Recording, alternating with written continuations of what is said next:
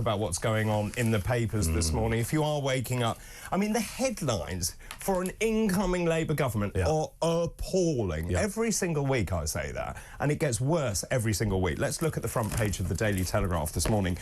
1 week's supply of gas left as the cold bites. Of course, we know there's a massive energy gap. You've got Ed Miliband determined to get to net zero, despite any ramifications on energy bills or how it's going to affect older people, how people are going to pay for their electricity. Britain's gas reserves are now dwindled to a concerning low, with just 1 week's supply left as freezing temperatures and low winds grip the country. So when you look at our storage sites, they are only half full. Now, this isn't me saying this. It's the boss of Centrica. They are 26% lower than this time last year. There is a massive battle raging over the future of Centrica's rough undersea storage facility.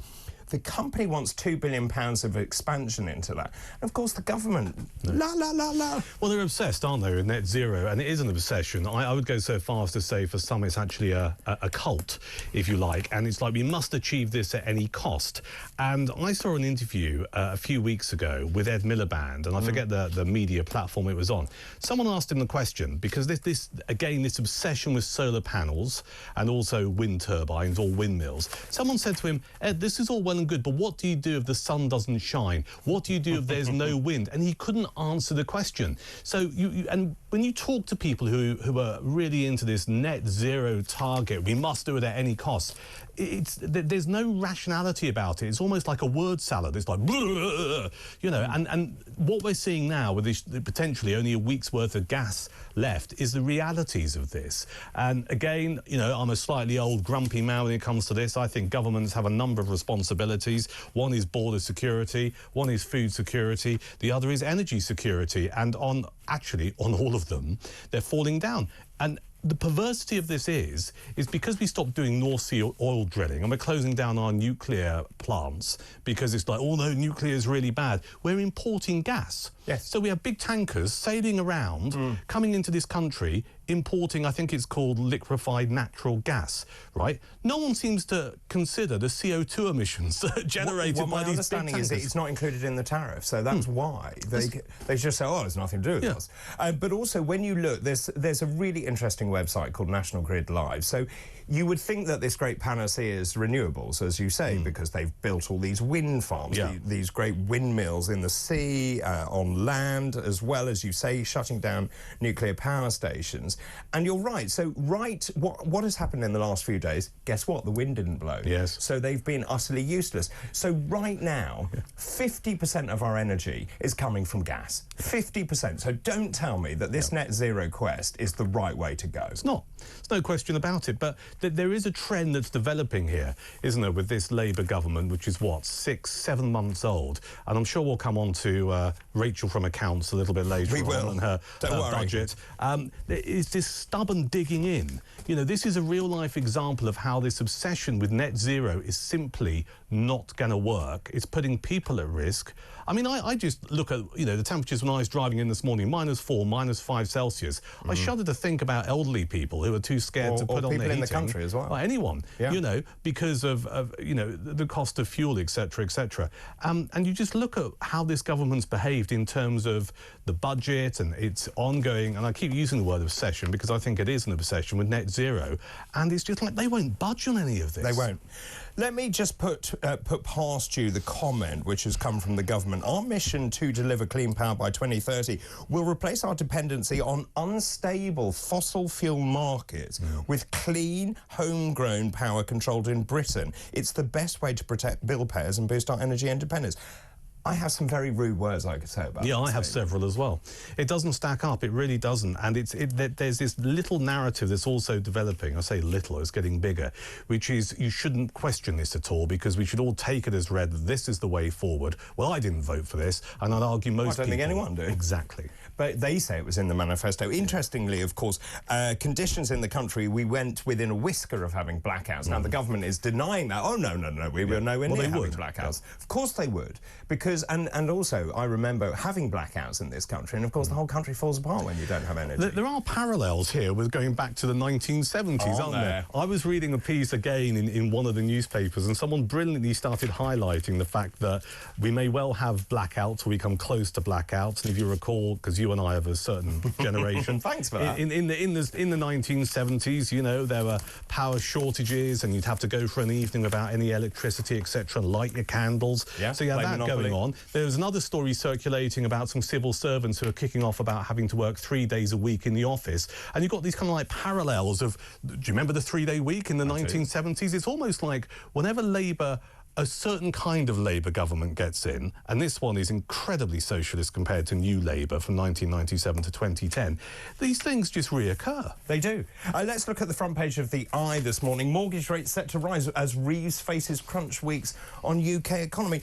I just don't quite know what Rachel Reeves is playing at. Of course, we'll talk more about this later on. And the fact is that many people have been saying, where's Wally? Rachel Reeves has done a runner.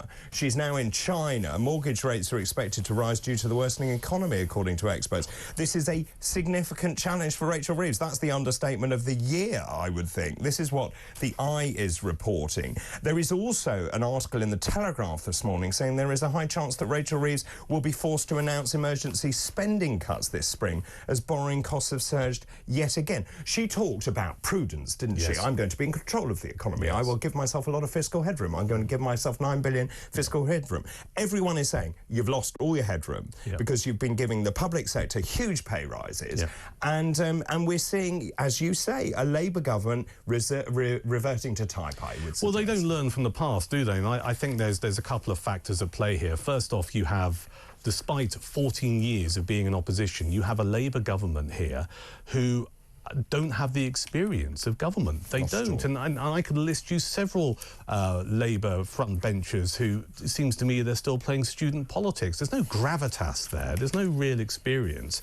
And I think that kind of leads us as to where we are today. I have a sliver, and it's very thin, of sympathy with Rachel Reeves, because she will be listening to the Treasury, and the Treasury will be saying, you need to do this, Rachel. And she's not experienced enough, and I don't think she's surrounded by the right people to say, hang on a second, politically that won't play out well. So that brings me back to the winter fuel payments thing. The Treasury for years have wanted to scrap it or means test it, and you know, she was in office, and this was even before her budget. She was just like, oh well, we're going to do this, we're going to scrap the winter fuel payments. That's something that the Treasury had always wanted, but that's where my sympathy starts and stops. Which wasn't politically astute. No, not at all. She's not looking at it politically. And what you need to do is look at the impact on voters and how it plays out and how the media's going to report it. And I mean, during the week, you know, not only do we learn that we only have about a week's worth of gas left, but we had a situation where bond yields went through the roof. The value of the pound plummeted. If you look at the price of gold, that rocketed massively because people are putting their money, taking it out of the economic system and sticking it in gold, because gold is a good way of preserving your wealth. It's an absolute car crash. And going back to the point you made, David, about whether or not she will be Chancellor for much longer, I think she'll be gone by the end of the year, if not earlier. That long? Yeah. Because they're stubborn. They are stubborn. I mean, when you look at everything, exactly what you've been saying, she's spending 100 billion more than the Tories planned. She, as I said, she wanted 9.9 billion of fiscal headroom. She's nowhere near that. She will break her own fiscal rules by about 4.6 billion. And as you say, the yields are now at the highest rate since 1998. The pound has pretty much collapsed. I'd like to know where the mainstream media is going with this after they attack Liz Truss so violently and vehemently. And yet Rachel Reeves has sort of got a free pass at the moment. I think also the markets are sitting there. They haven't priced in interest rate rises at the moment, but many people are sitting there thinking, I hoped we would see a reduction in interest rates because I can't afford my mortgage, and now they're saying, well, of course, that may be now delayed. No, and I think what we'll see is over the course of time, and let's just roll into this, actually, you know, the business community per se in this country are waving red flags at her, are just going, look, your budget is absolutely hammering our businesses. You know, I think I've talked about this before here on Talk. I've got a mate who runs he's a small pub operator, runs a couple of pubs. in Sussex. He, the restaurant, and they have rooms and stuff. He employs across 2 sites 60 people. He has to lose a third of them because of this increase in employees' national insurance and the minimum wage. All right, and that is just one example of countless. But you saw next, you saw Simon Wolfson, who's saying that we're going to reduce all our staff and we're going to put in automated checkouts, which is exactly what people don't want when they're clothes shopping. But what Rachel Reeves doesn't seem to understand, and is tried and tested, look at history, growth in the economy comes from the private sector. It's never come from the public sector. It never will. And what is she doing? She's giving wheelbarrows full of cash to the public sector. And in the private sector, she's giving them a damn good kicking. But also, you see the public sector are also going to strike again because they can see a very weak government. Well, who would have thought it? Give us some money. Here's some money. Marvellous. Can we have some more? No. Well, we're going to strike then. Yeah, exactly. I mean, none of this is rocket science. And then you mentioned just the optics of the winter fuel allowance and the fact they're plunging all of those pensioners into relative poverty or absolute poverty. But also the story this morning in the Telegraph, Downing Street is preparing billions of pounds worth of cuts to disability benefits. So you're attacking the older people. You're now attacking people who are on disability benefits. Again, just in terms of optics, it's a terrible look. It's an awful look, and again, it makes you just question where is the... Look, I spent a bit of time working around Westminster. I've worked with SPADs in the past. I wrote special advisors. You know, it seems to me there is a massive gap missing with this current government. There's no one sitting down just going, have you thought about how this looks? Or have you thought? Or have you thought, full stop? Yeah. Have you actually engaged a brain at any point? I mean, Rachel Reeves defending this morning the fact that she's in China. I'll just show you the front page of the Times as well before we go to the break. Reeves, the UK needs China. I'm totally confused by this because under Cameron and Osborne, they talked about a golden age of China. Then Rishi Sunak said, hang on a minute, China's a big threat. We removed the Huawei mask, if you remember, from 5G. Now Rachel Reeves believes the panacea is back in China. Look, at the end of the day, China will do what is good for China. Yes. I heard this story this morning driving in, and when I was driving in, I thought how quick we've forgotten about alleged Chinese spies at the heart of Parliament, or someone who's been cozying up to Prince Andrew, an alleged Chinese spy. We appear to have forgotten all of this, and this is a desperate attempt by Rachel Reeves. It comes back to the growth stuff. Her budget has absolutely, you know, it's been a car crash. I was going to say something else involving the word show. It's been a car crash, and consequently, she's scratching around looking for investment for this country to try and get growth, and it looks like she's more than happy to brush to one side any concerns about China and go, OK, well, let's buddy up. And just in terms of that, they talk about the fact that China is very important for the United Kingdom, but also economically, she's in such a pickle now. And I do think you're right. I think she will go. I think she will be replaced. And also the markets are saying to her, it's not too late to say that you got it wrong in the budget. And I think people would welcome that to say, OK, you're new into government, fine, you've made some mistakes. But also front page of the Daily Mail, all these stories linked together. Now Labour plots delay 2 defence boost until the 2030s. We could be at war. We've got very serious generals saying you need to increase your percentage of GDP from 2.3% to 2.5 up to 5%. And of course, the government's response to this is sit on my hands. So there are 2 things here. First off, this is going to create a collision course with Donald Trump, because Trump believes a lot of NATO members should be putting more money into the pot.